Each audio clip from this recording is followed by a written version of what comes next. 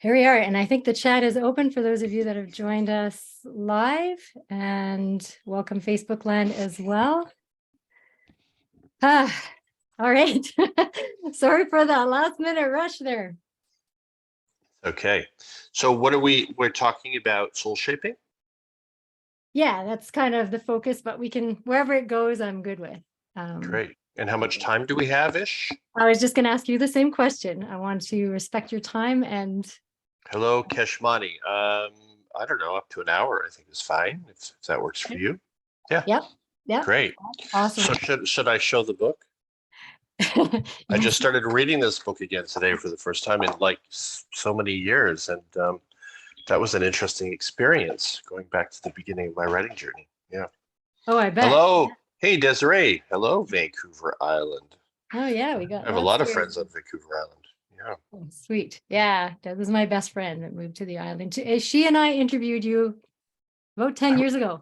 I remember that. What was it, a blog talk show or something? What was it? Yeah, it was a blog talk radio show, real life radio. So That's what it was. Are you in Alberta? I am. Got it. Hey, Mark. Cool. Yeah. So let me just go ahead and introduce you, and then we can dive into some soul shaping tonight. Great. Okay. So I'm not going to read any introductions because I feel like I kind of know you intimately through your book, and I too have just been revisiting it. So I read it back in, I think, 2012. And just, I mean, the power of words. You're just this masterful wordsmith, and it was so resonant for me. It just spoke to my heart, and I admired and respected you so much, being a man willing to actually dive into this work of opening your heart and, making yourself available for the divine feminine. And even your, I think the very first thing that I saw was the apologies to the divine feminine that you wrote. 2010. Yep. Yeah. And yeah, that spoke to me on such a high level.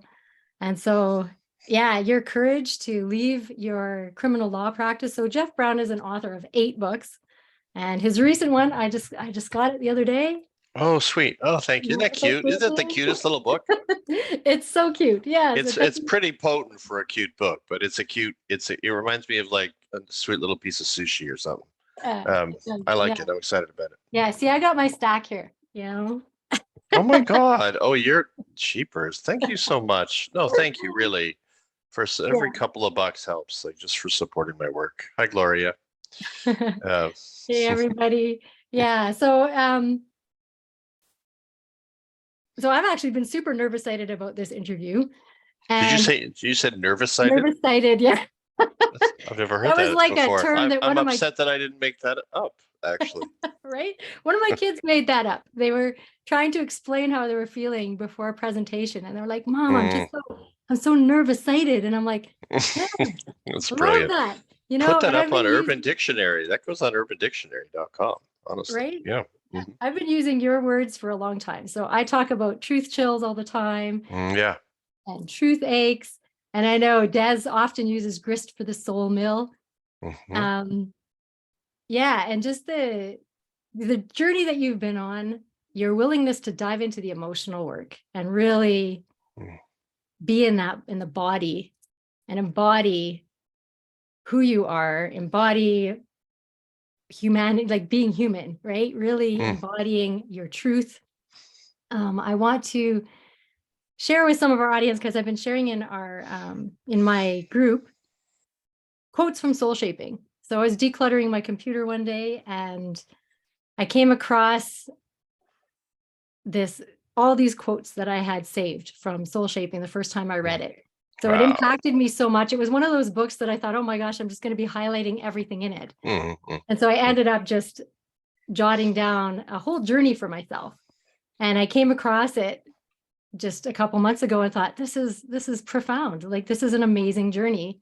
And so I wanted to share it with my Unlimited Love coaching group, 21 Days of Soul Shaping, which turned into like an extended version because you have so many amazing quotes. And, inviting them into the emotional work and this really deep healing work, healing our trauma, transforming our lives, connecting with a more authentic way of being. Mm. And what's happened is it stirred up a lot of stuff for people. Yeah, as it should and as it would. Absolutely. Yeah.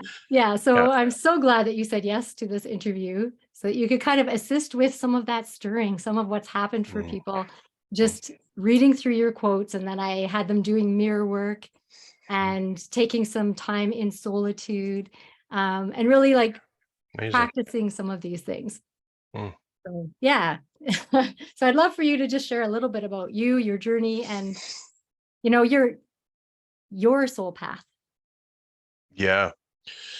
Well, I think that I had, and I think I may have languished it pretty clearly in the book, but I'm not sure, that I sort of had visions of possibility in my teen years, let's say, I think, which didn't make a lot of sense because I was not living in an environment where anybody even imagined any kind of future. So, but I would see, who was then a very famous Canadian criminal lawyer, Eddie Greenspan, on TV, and I used to feel like I'm going to work with that guy one day. And it didn't feel like hokey or wishful thinking. It felt just like familiar. And I would read Maslow, and I said, yeah, okay. And then I'm going to study humanistic psych, because that felt really right. And one day I'll just write. And it just felt like that was my personal trilogy. And these are just impressions you have, or hints and whispers of possibility, of what I later would find out James Hillman called the innate image, which is, that you have sort of an encoded path or directionality or particular callings, gifts, and offerings that you're here to bring into this lifetime. And it's complicated because it gets all woven in with the unresolved emotional material that so many of us are plagued with, and that kind of represent where we are, in my view, as a collective. I mean, I think we're just at the beginning of fashioning a world or a society that's oriented around callings, gifts, and offerings. For most people, that's just sort of a hokey or unimaginable concept, which I understand, because they need to survive in the world. And also they're all bunked up with all kinds of emotional material. So, I kept sort of clamoring towards my thing, law, and I was with Eddie, and then I was like, I was quite primed. I had a profound articling year. I mean, it wasn't, we did the Malarney trial. I basically ran the trial as a student. I think I docketed 100, is it 100 and I can't remember, it was like 140 hours, 130, 118 something hours a week. It was insane. It was like for this 8-month period. And it just felt natural. And walking with Eddie felt just like, yeah, I was supposed to be with Eddie. And, it was like crazy. And wrote 168-page jury address in 4 days and nights. And, prepared all his cross exams, because God knows he didn't know what he was doing. And, I was really primed after that to become somebody with a very multi-aspected firm and, medical jurisprudence, criminal law. I had a whole vision. I had like a board of everything. And I had the right brilliant people around me, because I went to UC Law. So I knew some real smart people. Yeah. And then it was like very clear that I had to walk away. And I loved it. It wasn't like I was walking away from the wrong path. It was just like I was done. It was like I spent my childhood fighting. I felt like I'm a good fighter. I could spend all the time in the court fighting and winning. And I mean, the gift of Eddie was there were many gifts, but one of the gifts of Eddie had a really brilliant ability to hand things to the right people. So mostly so he didn't have to do any work. And so he handed this thing to me. And in the heart of this thing, I went to a place I didn't know how smart I was. Like I had no fucking idea what I could do. And by the end of it, I was like, so I'm going to go and be the best trial lawyer, the best game player, the best whatever. And I was like, I don't know. I don't want that. I felt like I wanted to kind of help more people. So I went through an internal war, and Soulshaping is primarily originally about that, the initial chapters, and to find my way to some other path that lived inside of me that was not yet entirely revealed. I mean, I knew I would do psych and I would write, but I wasn't ready. And so I spent a lot of time just, struggling along and with very little money and just focusing on clearing my emotional debris. That was my thing. And later realized that, so I was clearing emotional debris to create space inside so I had more clarity as to who I was. clearing emotional debris, particularly with somatic psych, so that you have more energy to become who you're meant to become. But I also came over time to realize that language would sell your soul and all that stuff in there, that this work I was doing, trying to clear emotional debris, that was sacred purpose too. That was transforming my consciousness too. Wherever there's growth, there's purpose. And at this stage of human development, like so many people, I do private sessions. People say, when am I going to be done with this therapy thing so I can get, find my purpose? And at this stage of human development, I think for most of us, that is our purpose. And it's an amazing, magnificent pioneering path because nobody did it before. And you're healing yourself and you're healing the lineage and you're taking the lineage to a next level, even if you're not bringing it out into the world. But oftentimes you find you're offering to the world in the heart of the work that you're doing in the emotional terrain. So it's become so, my whole notion of sacred purpose, I call it sacred purpose, you can call it whatever you want, expanded to include the resolution and healing of the unresolved emotional stuff. So the answer I have for them now is you're doing it. You're in the heart of your purpose. It may change form as you reach a place where you're more at peace in your own bones, but it's all sacred purpose. And wherever there's growth, there's purpose. And I think that, it's really important to acknowledge that because so many people are working on themselves and struggling with their issues and their patterns and their addictions and all those things and feel like they're not really living their real life. And I think they are. It may not feel as good as it could feel later, and as it may well feel later, but they're exactly where they're supposed to be if they're genuinely doing the work. That's how I feel about it. Yeah. And that just changed the nature of my work. Then I got into sort of spirituality and made Carmageddon, the film with Bhagavan Das, Ram Dass, all those characters, fascinating characters, and started to look at how ungrounded and emotionally fractured and dissociated this thing called spirituality was. I brought this, I'd worked with Alexander Lowen, so then I see all these floaters and I'm like, this isn't real spirituality. Spirituality for me is reality. So to the extent that you can embody all aspects or the greater number of aspects of reality, that to me is spirituality. Perfecting singular threads of consciousness, being sort of a master meditator like Tolle or somebody like that. To me, there's nothing spiritual about that. I mean, he can be a good meditation teacher, but if you're calling yourself a spiritual teacher, you should be really careful because what are you even saying? How are we defining the word spiritual? And it's often been traditionally through the patriarchy defined as something split off from humanist. That's the game, right? Like whatever your behavior is isn't really who you really are on a soul level. Well, that's nonsense. I mean, I'm all about the soul and the humanist being essentially direct reflections, functional reflections of each other. So if you're behaving that way, then that's probably on some level the stage you're at on a cellular level. So you better get to work in the emotional body and in the ethical body if you actually want to call yourself, a spiritual warrior or something like that. And that took up a lot of time. That I wrote Grounded Spirituality, which is like a 400-page book or doorstop, depending on how you look at it. And but I really deconstructed what they've been calling spirituality because I just don't believe that that's true. I don't think, it's a place to go for a while, but I just think if we're here to just be as completely human as we can be, warts and all. And then if we're, trying to achieve some notion of unity consciousness, we do it through our humanness rather than by trying to transcend and dissociate from our humanness, because that always comes crashing down to earth in some part of our life anyway. And I just don't feel like the experience we have of unity consciousness from a fractured, dissociated humanness is anywhere near as complete as what we experience when we actually start to weave ourselves, integrate ourselves, and get grounded on the earth plane and actually get here. Presence as a whole being experienced rather than presence as a singular thread of a so-called awakened consciousness. I mean, it's kind of my trip. Yeah. Well, I think you read through all my questions because you've already answered most of them. Oh, all right. Well, we're done. It's good. Yeah. No, it's so awesome because I was going to ask you about the grounded spirituality, and that is the one book I haven't read yet. So I actually just got it today. Oh, So thank you. I'm pretty stoked about it because I see that it even has exercises for people to do. It does. Yeah. I mean, I still want to develop an realment teaching model that incorporates those exercises. I haven't really gotten to it yet, but yeah, I felt like, it's easy for me to talk about these things, but if I don't have some embodiment related practices, it's not particularly useful. That show the juxtaposition between what I'm saying spirituality is and what I'm deconstructing in the book. The first part, most of it is it's a conversation with an imagined seeker, a spiritually bypasser kind of guy named Michael. And, we go through a process. So I have exercises for him to go through the process. It's set in Toronto. I think it's a cool book. It's a cool book. Yeah. Yeah. Well, I was looking at the dialogue in that book, and it was different. It's not the warrior and little Missy anymore.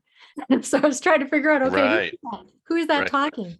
No, but so what happens? So little Missy was, a symbol of my inherent knowing or innate image or whatever, the little voice that knows, my soul's journey.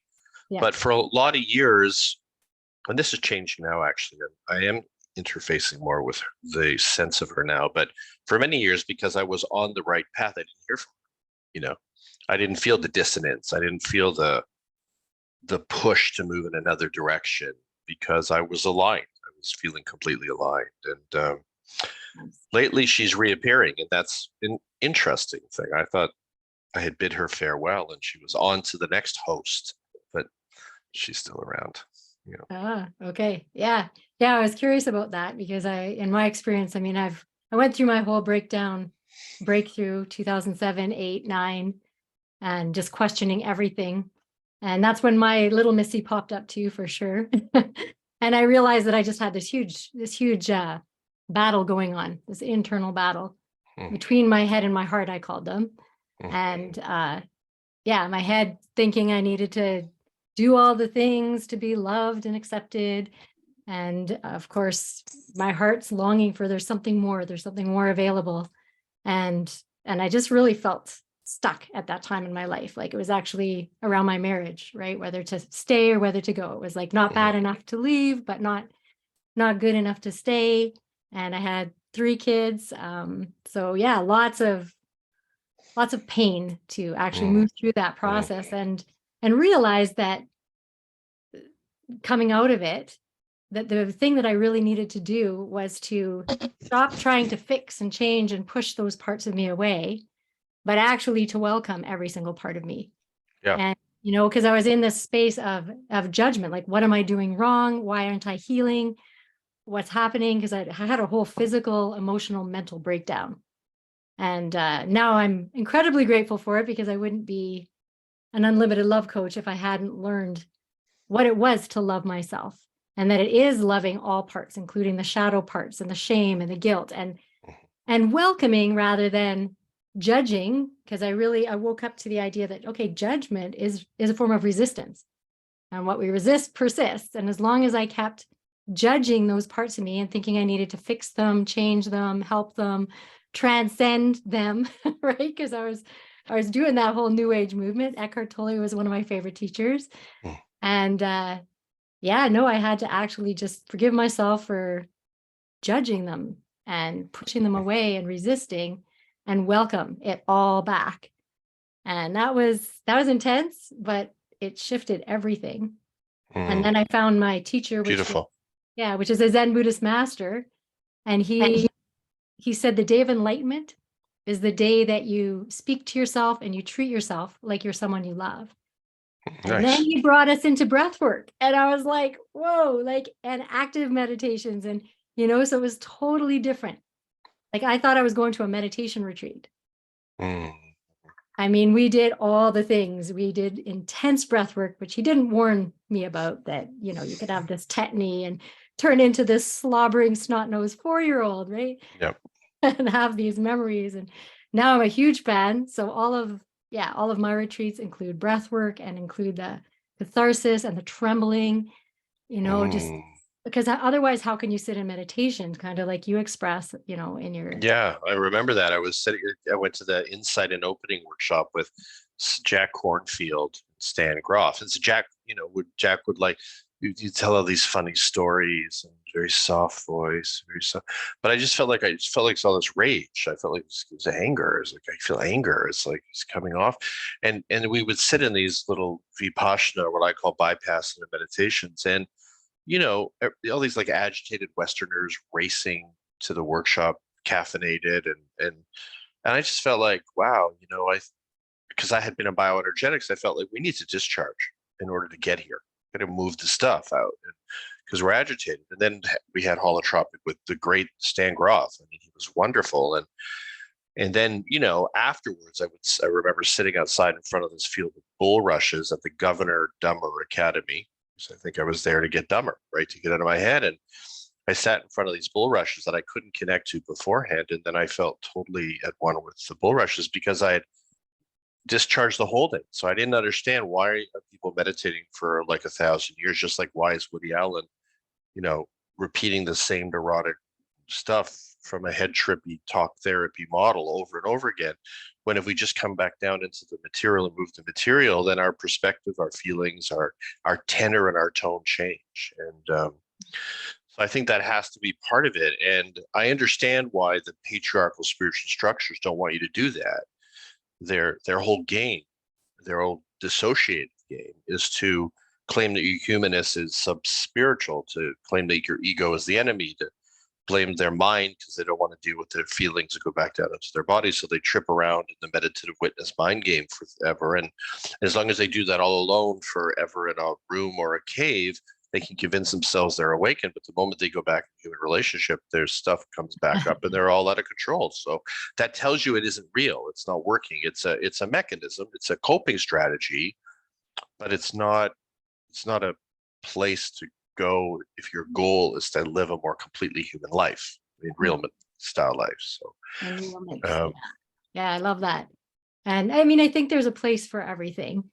So like, there it's is definitely helped to me at different stages. And sometimes, that is the gentle way. I've done the 10-day Vipassana and I actually never experienced so much pain in my life sitting there cross-legged for 10 days. My God. And I did have like this crazy release, incredible experience through that Vipassana. And then Eckhart Tolle, and like that calming voice, like it just used to bring me into presence where it would calm my mind for a bit, so it kind of worked until it didn't. And I know that some people aren't really ready for like the breath work and that, like, I always witness people just, they're not willing to breathe. They can't breathe fully. It feels like it's opening Pandora's box. Like it's so scary. And so what advice would you have for people like that are really afraid to open their heart and really go into the emotions, because there's so much there. There's so much trauma. Yeah. I mean, I would say if you can afford to do it with a practitioner who, there are a number of somatic psychotherapy models. I mean, there's also TRE, which I like. It's not really a psychotherapy model, but I like that, David Berceli's work.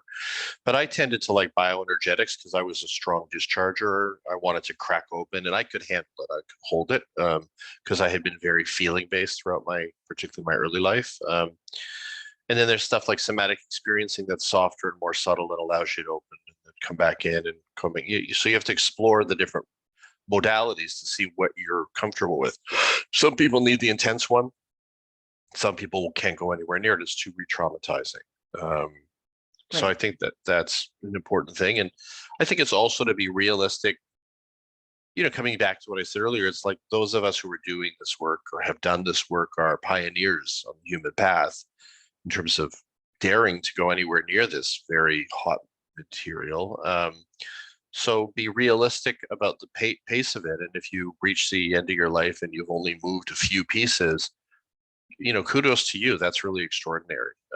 It doesn't mean that you don't want to keep going further, and maybe you'll have another lifetime to do that. But I think that, the Americana model is very unrealistic. The Tony Robbins of the world, it's these are intense experiences that aren't peak experiences sometimes, but they're not integratable and sustainable. And so you want to go into your edge when you can, but you also want to come back into integration and take your time with the process and be supported by the right people. It's really important.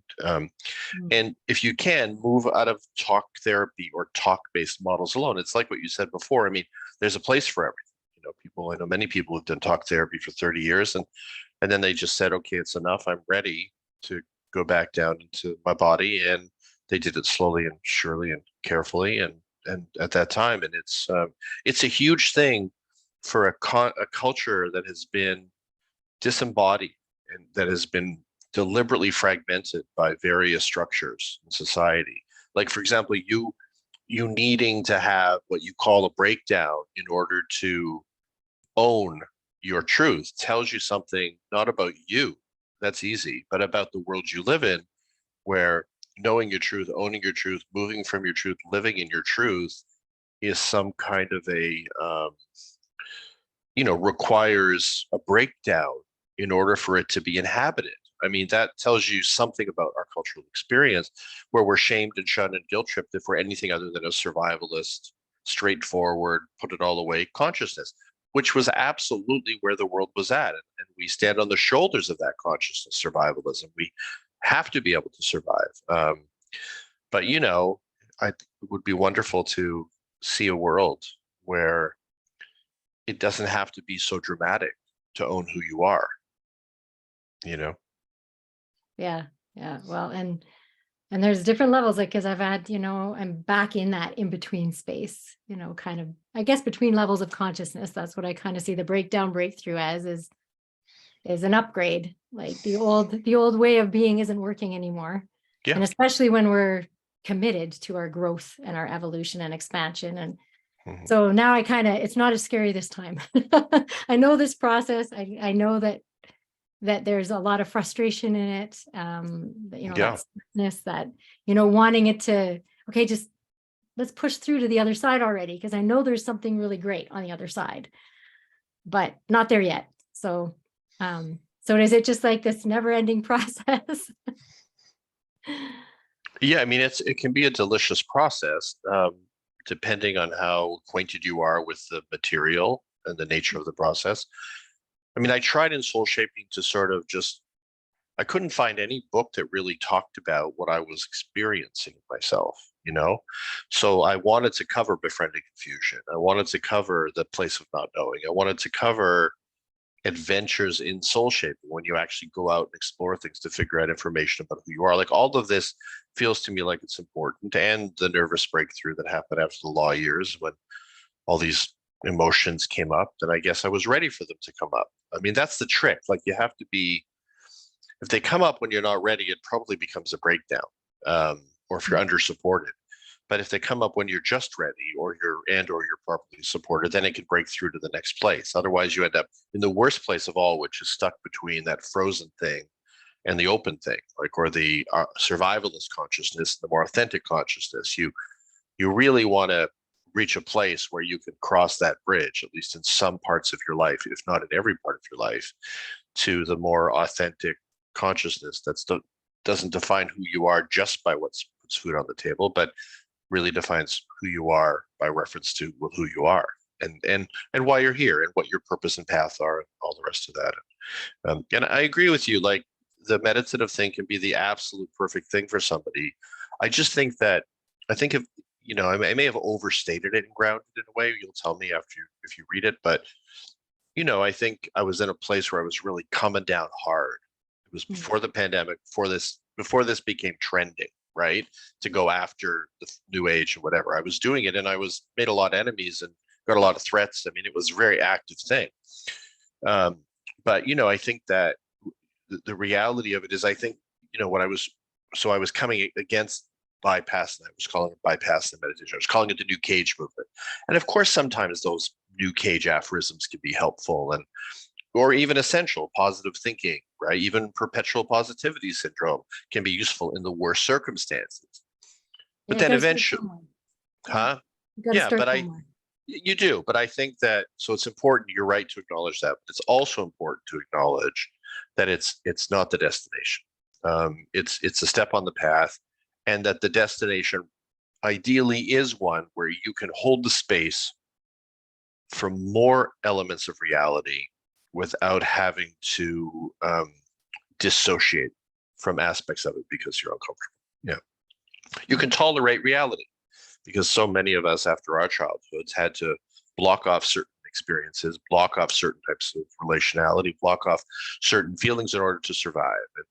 And so we walk around kind of fractured. That's why I love bioenergetics, is we're trying to weave all of it back together. In order to do that, You had to excavate the material. You had to open up the lines. You had to express all the holdings and remember everything that came through the body, and then try to feel more fluid, kind of like a baby, but in a more ideally more mature state. Yeah. Yeah, absolutely. I see Des is writing something here in the chat. Moving into a story of interbeing rather than It's separation. nice. It's nice. Spirituality is out there is definitely where we're moving toward. Love the concept of accepting and integrating all of it as it arises, including allowing the space to not know, to be messy, to simply allow evolution to evolve in its own time. Yeah, I mean, there you go. I call that enrealment, right? Presence as a whole being experience. Um, but we're up against it because we are, for all kinds of reasons, pressured and manipulated to be quite a bit less integrated and sovereign. So this is the war. This is the war of consciousness between all of the different influences that shrink us down and make us fractured. So a small fragment of people can benefit. And I'm much more aware of that in the sociology of that now than I used to be. My focus was much more on individual process. And now I'm in psychology, and now I'm leaning more in the direction of the sociology of things and understanding how this happened, that you have this potentially quite brilliant, magnificent species that is, for the most part, remarkably unconscious, mostly incapable of authentic relating, spending most of their time pushing down their feelings rather than living in the heart of feeling. And it's like you say, why? How did this happen? And why is this still happening? Why? And why have we made so little progress with respect to what matters most, which is really how we feel? We've advanced our thinking, but our feeling and our way of relating and expressing our feelings, not so much. And I think that's really the only thing that will ever save us. I mean, imagine if the whole species was emotionally mature, emotionally attuned, emotionally released, capable of relating authentically, not from their defenses, and emblazoned on their path of purpose. I mean, I think that's possible, but it's not remotely similar to the world that I see. Yeah. No. Even I was a school teacher before this, and I left that because we're not teaching the right stuff. Like, we're missing the whole emotional intelligence piece, and it's so fear-based. Well, and it's kind of, if you think about it, like, we all know this intuitively, like, there's nothing more important than how you feel. And no matter what you achieve, I know many great achievers who they're miserable, and they're always pushing for more and overcompensating and trying to fill a void you can't fill. And they don't understand. I mean, I remember walking down the street with Eddie Greenspan. He was the most famous criminal lawyer in Canada. He got rid of capital punishment. He took a year off to do that. He was devoted to that. He raised the awareness of the presumption of innocence. We didn't even talk about that much in Canada before Eddie. And we're walking down the streets, and he says, "Yeah, I've done all this stuff and got to go back in there the next day and pound it out in the courtroom. It might just be a drunken, disorderly. It might be he goes, and all my friends, they bought this building. Here's the city TV building. They're all wealthy. They don't have to work anymore." And he was just like, not even happy about what he'd achieved. Yeah, on some levels, he was proud of himself. I know that. But I've met so many people like this. It's like, if you don't feel good about where you are in your path, it doesn't matter what you've accomplished. It doesn't mean anything. It means nothing, because you still don't have the thing you need the most, which is that deep feeling of peace with path, which I think is everything. When Virginia Satir died, before she died, I don't know if that was in the book, but I think she said to Gene Houston, it might have been Gene Houston, she said her last words were, "I did what I came here to do." And I just think if we can create a world where everybody can say at the end, "I did what I came here to do," that's the world I want to live in. Exactly. Yeah, that's kind of like my whole shtick. I tell people that my whole purpose here, my mission, is to help people die with no regret by living and loving. That's beautiful. That's beautiful. That's the same thing. How do we live and love fully now? Is we have to clear that the unresolved emotion that's preventing us from really connecting and relating on that level that you speak about, on a really authentic level. Like, it scares the crap out of us, but it's so worth it. Like, this work. Well, I think the other thing should scare the crap out of us more, which is to keep delaying the work and to reach a stage of peaceful path until a day that oftentimes never comes. I mean, you think about people who, do a job they absolutely hate, and if they have to, they have to survive. But maybe some of them don't have to.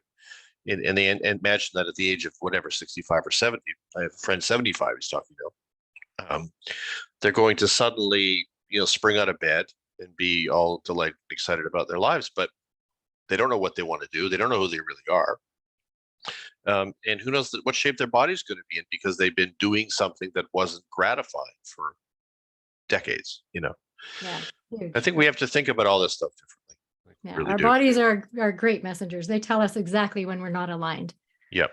And if we could just learn to actually be in them and sit with them and learn what holding space is, right? Like just really learning how to hold the space for ourselves and all of our parts, that our parents weren't able to do that for us, right? Yeah, that's right. Mm-hmm. We're healing ourselves, we're healing others, because our presence and that ability to hold space is love, and love heals. So whatever's preventing that ability to just be in love, like thriving in love instead of surviving in fear.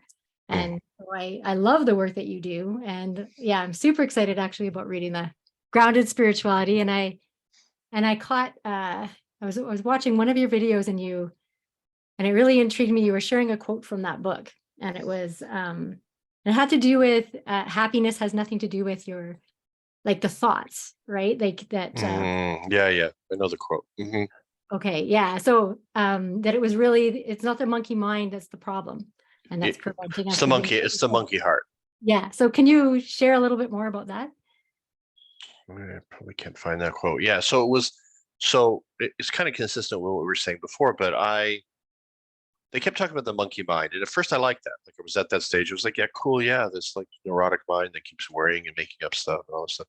And then I was like, yeah, but what they were doing is they're all sitting in meditation, trying to sort of still themselves and often deaden their bodies often, in order to sort of combat, engage the witness observer, which is the watcher consciousness, and do it for so long, stay in the watcher for so long that the monkey mind calms down.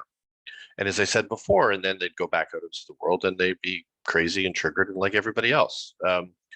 So I realized, for me, when I was able to do like what I did with Low, and I did it doing it on my own for years, but the clearing of the emotional debris through the physical body, like hitting, releasing, crying, grieving, all those things. Right. When I was honoring my feelings and moving the emotions, my mind would calm down. You have a good cry and your mind calms down. Suddenly the whole world opens up and you feel, everything looks different. And so then I thought, oh, so there's the monkey. Mind is not the problem. It's a symptom of the problem. The problem is the monkey heart. It's all the unresolved emotions that are not just surrounding the heart, but that are held in all kinds of parts of the body. So shallow breathers, if they start deepening their breath, they're going to find a whole lot of emotion and memory comes up. And that they have to be ready to do that. But if they are, they can start clearing stuff. Then they'll find that the mind's chatter. Now, it may emerge at times as a sort of a habitual defense thing that it does to get you up there and away from your feelings, because that's what served a purpose, surviving by our wits, right? Head tripping served a purpose. Getting ahead of yourself served a purpose, right? Getting away from the body. But the monkey heart really, to me, it's one of the terms in Grounded that I use, is the key to the whole thing. And if people try it, when they're ready to, and engage in practices that release the material, dollars to donuts, they're going to find their thinking calms down. And they don't have to spend 20 hours a day in a meditation stupa, right? Yeah. Yeah. Osho was onto something with the active meditations, that, you do the dancing and you do the vocalizing and the shaking and trembling, and then you sit in meditation and you can reach these spaces that there's no way you could reach without that. So yeah. Osho was right about a couple of things and wrong about a few hundred other ones, but he was absolutely right about that part. The active meditations are good. Yes. Yes, they are. Absolutely. Dynamic meditation's a wonderful thing. I've developed an enrealment meditation. We just have to film it because I wanted if you look closely at the 4 or 5 principles, there's a lot of bypass. So he was confused. He's right about discharge, but part of it is witness observing. Part of it is, if you look closely at it, I crafted one has 4 stages that are more grounded, still about release, but allow for more integration, because anybody who's part of the patriarchal spiritual community, even Osho, who seemed to be so different, in many ways, if you come close to it, is also denying aspects of reality and calling that a more heightened experience of spirituality. So this model, this notion of ground spirituality, is radically different from what we have been sold for thousands of years, it seems, largely in the East, but not only in the East. And anyway, I could go to war with that consciousness any day. I mean, so-called non-duality, the Advaita movement, I call it the Avoida movement. I mean, the whole book covers this terrain. And, yeah. Well, I am a fan of witness consciousness because I think it serves a purpose. Sure. You know, The like witness, my tools I absolutely. teach are to trust, observe, open, love, and serve, like the tools, right? Great, nice. Being the observer, you know, it helps to not create any more some scars, right? If you're actually able to catch yourself, like Michael Singer talks about, right? One of the great bypassers of our time. So, so I'm all for the witness. I had an active witness naming my parts when I was like 12. I mean, it's part of it. I think my opposition is to these things becoming the whole mishpucha of spirituality. Yeah, absolutely. Yeah, like, because in the moment, if you can catch yourself and just like actually open to it and be the witness, like it actually is, you know, the witness consciousness for me is also very embodied, where you're witnessing the sensations in your body, you're breathing into, and it's non-resistance, right? So, but as soon as you get triggered and you're in trigger, then it's like, yeah, now you're going to have to do some work to feel the anger and feel the trigger and right. So you're not using the witness to overpower the veracity or truthfulness of the feelings, right? So I have this friend, Shauna Quigley, who's developing the clearing method out of Ireland. But what I love about Shauna's work is she, at an early age in her Irish background, I did an interview with her recently on my Enrealment Hour podcast that might be worth listening to, because it's really potent. Like she was from Derry, which was sort of the IRA world, and you know, alcoholism, fires in the houses, and all kinds of stuff, and a lot of trauma. And then at an early age in her adolescence, all of a sudden this witness came up and started sort of telling her about all her trauma, and she thought that meant she was crazy, because in that world, that, you know, you're schizophrenic.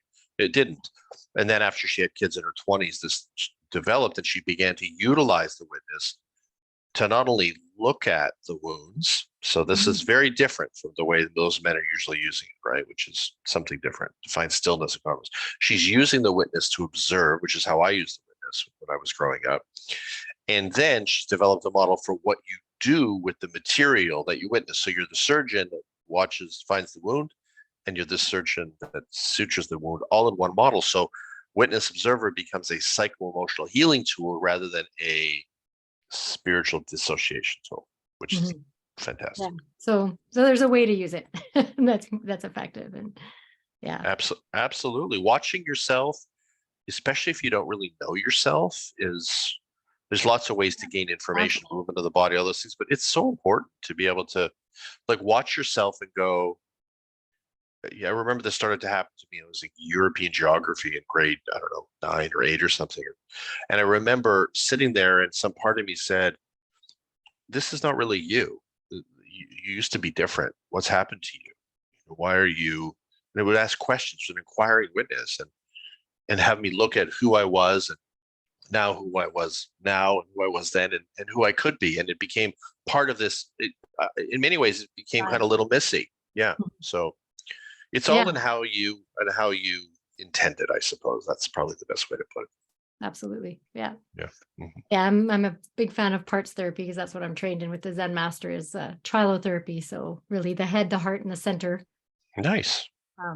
And so, yeah, you're doing great stuff. Conversations all the time, you know, between my head and my heart, and then this inner parent, you know, which is more of an enlightened parent than my parents were, that knows how to hold space for emotion, that knows that's okay with being uncomfortable and sitting in that unknown territory, and invites it in. So that witness, it's functional. It serves a purpose. That's great. Awesome. Nice. Yeah. So I wanted to open it up also if anyone has any questions in the chat here. Doesn't look like too many. Yeah. Kesh was saying maybe people are looking for a guarantee. They want one solution, you know, like maybe this will work. Maybe this will work. That constant cycle of seeking. Do you have any advice about that? Well, I think it's good. I mean, I think it's fine to be a seeker as long as you're willing to be a finder. And I think I wrote about that in one of the books. And I think seeking can have this very delicious but kind of avoidant quality to it, where you're looking forward to the next workshop and you feel like, but you're not really allowing yourself to find something. And I felt like I was starting to do that. And I remember I had found writing. I was starting to write Soulshaping in the early 2000s. And I went to Omega to do like a Ron Kurtz Hakomi thing. And I think it was the first morning I was there with that. And I liked him. And I said to myself, no, you don't need to be here anymore. You have something to say now. Your calling to write is alive. So I think I just drove back home from Omega and Rhinebeck to Toronto and went back to the writing world. So you have to be willing to be a finder. You have to be willing to take the one seat and say, I found what I'm here to do, or what I'm here to do right now, and own it vulnerably. And if you have any early life associations of that vulnerability with negativity or judgment or shame and shunning, it makes sense you'd keep seeking it, because you assume that if you find something, it's going to not go very well. But we have to be able to own what we've become in order to become the next version of ourselves. So seek, but be careful that you're not avoiding the finding and the seeking. Right. Yeah. Using that. And I know I used to call myself a self-help addict. So I'd be itching to That's go to sure. the book. And Well, and we like the books we like. Yeah. I need to stop and just integrate and be with myself and use what I already learned. And sometimes you'll have 40 books piled up, and there'll just be one book that will take you where your soul wants to go. And because a lot of the stuff is the same anyway. And you don't have to, pile them up and buy them all. And I mean, unless you're really going to engage the process. I mean, that's what you have to ask yourself. Am I doing this to engage the process, or am I doing this to avoid the process? It's simple. I hung out with a lot of characters and a lot of West Coast seekers, and God bless them. God bless them for, soul gazing, and God bless them for putting their hands on their hearts and expressing whatever gibberish they were expressing. And God bless them for being willing to allegedly, maybe in some ways, explore the edges of things. But a lot of times I encounter them a decade later and we're having the exact same conversation. So, engage the path if you really want to get somewhere. And sometimes you don't know that. You got to futz around for a long time before you realize it. But, always stay alive to the question, am I doing this because I'm wanting to figure out who I am or not? Hi, Lisa. Yeah. Oh, nice. Thank you. Yeah, good. Yeah, some people really get into that book. I've had so many people write me about that book. It's different from Soulshaping.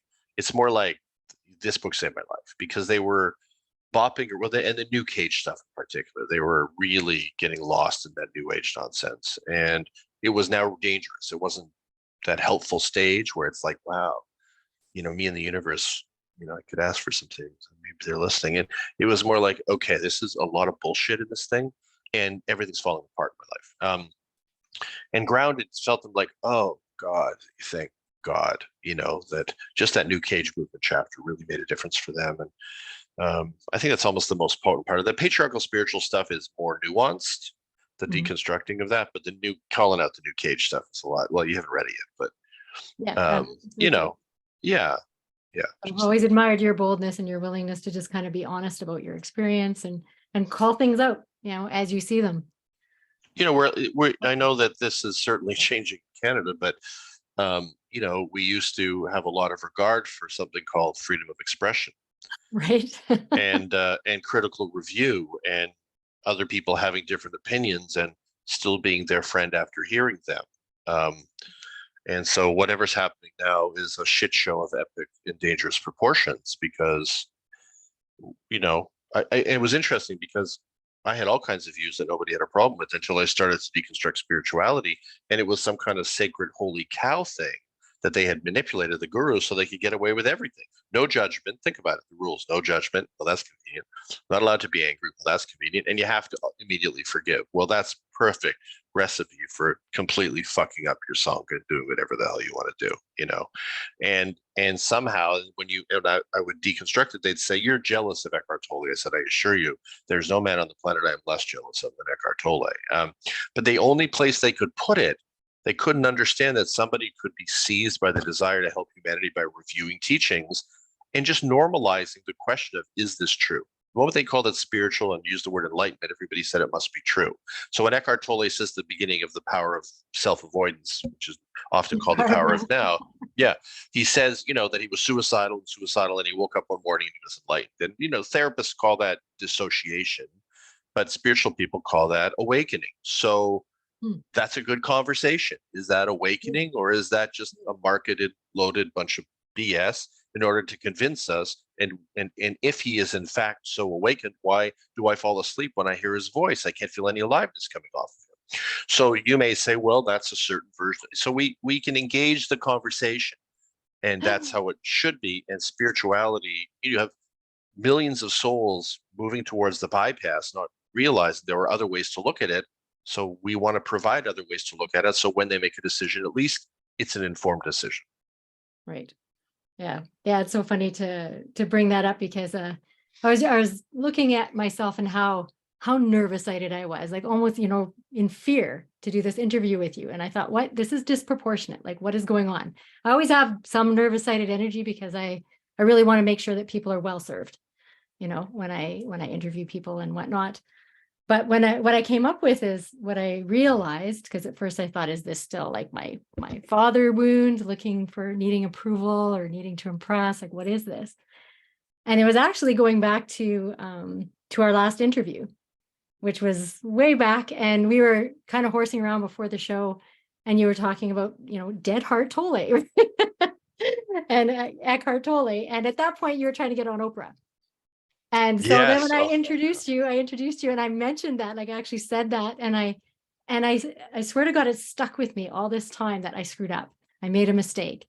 I said something stupid because, that was meant for just before the show, but then during the show, I screwed up and said that. And then I noticed you didn't like post the show, and I knew that was why. Oh, and you confirmed that was why. And I confirmed. No, sorry. So sorry. What is it that you said that you thought I was upset with? The Dead Heart Tolle thing? Tolle thing, yeah. Because at that point you were trying to get Oprah. Before Little Missy told me to stop with that Oprah stuff. Yeah. Oprah's favorite. I was on the schmooze. Right. Yeah. Right? I felt like you sort of betrayed our trust or something. Is that what it? Yeah. But it was funny because I didn't even realize. I thought I'd processed it, but when I really just investigated, like, what is this? What is this? This over ridiculous fear that I have, right? Right. And so obviously I had a wound around that at that point, like, my little girl that screwed up, right? That made a mistake or that said something stupid, because honestly, I never spoke as a child. Like, I just completely lost my voice. And so, yeah, it was interesting that was still there. And then I used, kind of your soul shaping process, and went for a walk with that part of me, and just embraced her and said, it's okay to feel this way. I wish you'd reached out. I wish you'd reached out. Right? I wish you'd reached out to me. Well, I just realized this today. Yeah. I see. All weekend I've been like losing sleep over this, and I could not figure out what was going on, why this was so disproportionate to, So non-nervous-sided. Right. So I apologize to you for if I in any way made you feel badly about, using, this is, it's the fact that there was some part of me at the beginning of my exploration of this thing. Like now I don't want mostly anything to do with any of the famous people. I stay away from almost all of them. I've had enough of my encounters. And I just like writing for the people. And if famous people want to share it, okay, but I don't want to schmooze and chase them. I don't do any of that anymore. It's been part of my learning. It was just never really me. It never felt like me. So I apologize for coming down on you or not sharing the show for something that related to my own unhealthily egoic desire. Part of it was I thought at that time that getting on Oprah was going to make a difference. And many people with this stuff get on Oprah, it doesn't change anything. And so I think this was sort of a delusion that I had to work my way through to come into the reality of who I am in this. So my sense of gratification, at the end of the day, if I have an opportunity to look back at my life, even if I'd been on Oprah, I'm not going to look back on it and think that was one of the highlights of my life. The highlights is being able to get inside of a creative process, find my voice, move my voice to the next level, and then benefit humanity. And that is the magic of this whole thing. And that whole other, I won't get into my experiences, but I've learned my lesson about that. And that was never why I did this. If that's what I wanted, I would have just stayed in law and become a prominent lawyer and all the rest of that. That was not what this was about. But you're allowed to walk down the wrong roads and figure yourself out. So in the heart of that, you got caught in the crossfire. So I apologize to you for that, Oh. because you didn't do anything wrong. You didn't make me feel bad. I made myself feel bad because I knew that was why. And then I felt like, oh, no, that Des paid for it and I paid, it was just my screw up, right? My unconsciousness. So I forgave myself for it today. So I can't thank you enough for this opportunity and for saying yes, because a lot came up. It was like way more healing than I realized. Yeah. And I think that, I understand it happened today, so there was no time to talk about it, but I think in the world of possibility, when you've had an interface, we've interacted and connected, and there's some leftover something, it would, when the time is right, it would be put out there and there would be a conversation to, now maybe at that time I would have felt, I was still in that, I was still like, you shouldn't have done that or whatever, but at some point along the way, it would have held that awareness that it was hard for you, maybe, and we would have gotten to it. So, well, I didn't even realize until today. Okay, got it. Yeah, cool. How much I was still carrying around that. So super interesting. And and I appreciate, Eckhart and that contrast too between your teachings and his teachings. Yeah. Contrast brings clarity, and you have to see who do you resonate with, what works for you. And maybe it just works that he gets me into present because of that monotone voice, right? And it does, right? Well, absolutely. Depends how you define presence, of course. We really need to define these words, otherwise we're getting hooked. But we can have a conversation one-on-one later about, because I do 10 pages deconstructing him and grounded. So it'd be interesting. Awesome. Yeah, no, I'll read through it and look forward to that. Yeah. And I love your work, just the uncommon bonds too, right? That's an intense book. It was, and after reading Soulshaping and the bit with Rachel, I couldn't wait for a relationship book to come out. So if you haven't read these books, you definitely want to. Yes, that's quite a book. It's an intense book. Yeah. So you have a lot of courses and you have a new book out? Yeah, on jeffbrown.co, there's downloadable audio courses. The abandonment wound course, narcissistic wound course, inner child course are very popular. And I have a new book out, Humanifestations on Trauma, Truth, and Transformation. It's a quotes book. It's kind of a brother or sister book to Hearticulations, which is the one before it. Mm-hmm. And I'm working slowly on a book that I think will be called Rebrave, a blueprint for individual and collective empowerment to help get us brave enough to actually fight for our right to the light in a manipulated world. I'll get to that. And like that. Yeah. Well, thank you for your courage to be who you are and to do this work and just speak your truth for all of us to reconnect with who we are. So that's it right there. You're a true inspiration, and I love your work, love what you're doing, and I look forward to another conversation after I read Grounded Spirituality. Let's do it. Let's do that. We'll talk. Awesome. Yeah. Thank you everybody for sticking around. Appreciate it. Yeah. Thank you all. Lots of love. Have a great night. Bye. Okay. Bye-bye.